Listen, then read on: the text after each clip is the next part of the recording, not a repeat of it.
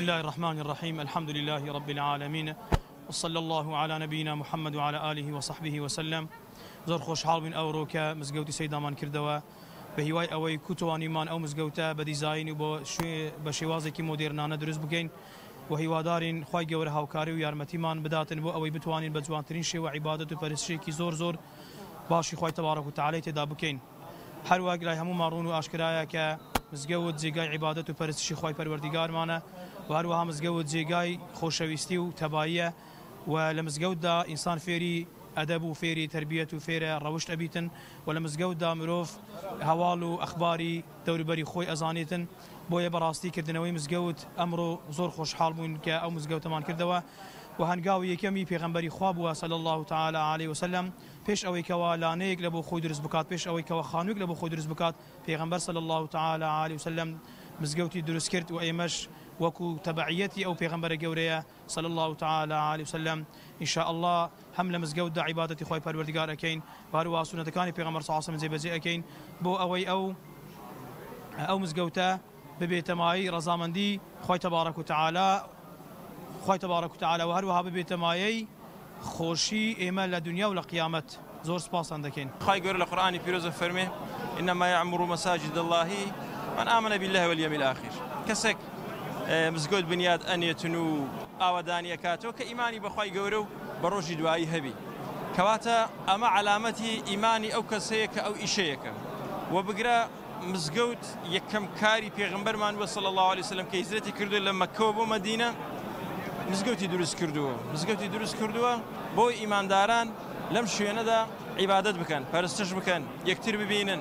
یعنی زۆر جانبی کۆمەڵایەتی لە نێوان ئینسانەکان بەهۆی مزگەوتەوە پتەوە، بەهۆی مزگەوتەوە بەهێزەبی. دینی ئێمەش زۆر گرنگی بەو لایەنە ئەدا. ببینە جمعان کۆبوونەوەکان هەیە، کۆبوونەوەی مسلمانان هەیە لە نوێژە فەرزەکان ڕۆژە 5000 مسلمانان کۆ دەبنەوە لە مزگەوت. ئەمە هەمووی سیلی ڕەحم جێبەجێ دەکەوە، هەمووی خۆشەویستی مەحەبەتی دروستەکە. کارێکی زۆر پیرۆزە، زۆر گەورەیە کردنەوەی مزگەوتەکان، نۆژنکردنەوەکەی.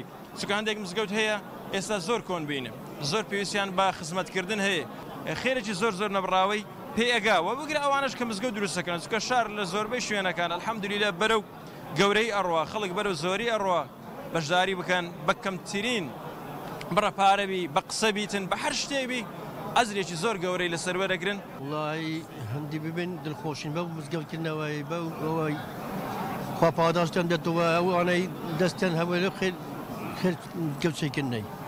خدا خێریان بنووسی، خوا پاداشتان دێتەوە ئینشەڵڵا. جیبکامان وڵام مرگە زانن ئەو مزگەوتان زۆر گرنگی پێ بدەن باشە. من ئەوە مزگەوتان جێکی وەتو کە دەوروبەری مزگەوتی هەمە ئەهل دینە، ئەهل مزگەوتە. بنیادنانی مزگەوت عنی بنیادنانی مزگەوت بنایەکی هەندەسی نییە. مزگەوت بینایەکە عنی ئینسان دەبێت لە خوا نزیک بیتەوە، یەکەی ئادابی مزگەوت و عنی ڕەوشتی مزگەوت و ئینسان لە مزگەوت فێری ئەخلاق و دین و ڕەوشت و شتی جوان دەبێت الحەمدولله. ڕۆلی گرنگ مهمە، عنی ڕۆلەکە ئەوی پێگەشت هەموو لە مزگەوت پێگەیشتووە. لە کۆنەوە و لە ئێستاشدا کە مزگەوت شوێنی گشت کێشە و مەشاکلێکی خەڵکی بووە کە خەڵکانێکی زۆر هەر مشکلێکیانەوە لە مزگەوت چارەسەری خۆیان دۆزیوەتەوە. ئەوەش ئەگەڕێتەوە سەر ئەوەی کە گشت مرۆڤێک کە ڕووی کردە خوای گەورە بەرەکەت دەیفتێ تەمەنی بەرەکەتدار دەکا و لێرەوەش پێیامم بۆ هەموو لایەک ئەوەیە کە هەمیشە هەوڵ بدەین دەست بە قورئان و سونەتی خوای گەورە بگرین و بتوانین بۆ ئەوەی ژانێکی خۆشمان هەبێت و بەختەوەر بین لە ژیاندا. هیوادارین ماڵەکانی خوای گەورە پڕ ببن لە کەسانێکەوە شایستەی یەکتاپەرستی و خواپەرستی و خۆشەویستی و محبەت بن، لەسەر ڕێبازی خوا و پێغەمبەری خوای بن. کەسانێک بن کەوە بیانەوێت تربیەتدانی منداڵان و تربیەتدانی خوش ئەو کێشە مشتوک لەو مەشاکلانە کە هەیتیان لە بۆیان مەقسەدەنە کە بەدەیان جار ئەبینی هەبووە لە مزگەوت حەل کراوە. ئێستاش حەزەکەین مەقسەد بەردەوام من ئەو کەسانەی کەوە هەر مشکلە و مەشاکلێکیان هەیە یان هەر گری و گفتەشان هەیە بینن لە بۆ خزمەت ئیمامەکان ئەو ئیمامانەی کەوە خۆ بە خزمەتکاری کۆمەلگا دەزانن.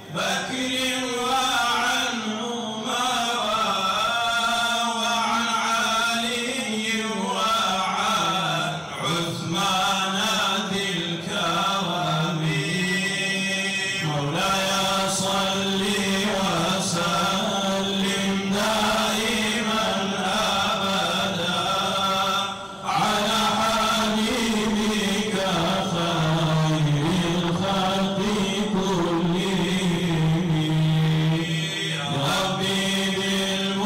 المصطفى علم دائما أبدا على حبيبك خير الخلق كلهم. اللهم صل على سيدنا محمد وعلى آله وصحبه وسلم. اللهم صل على حبيبنا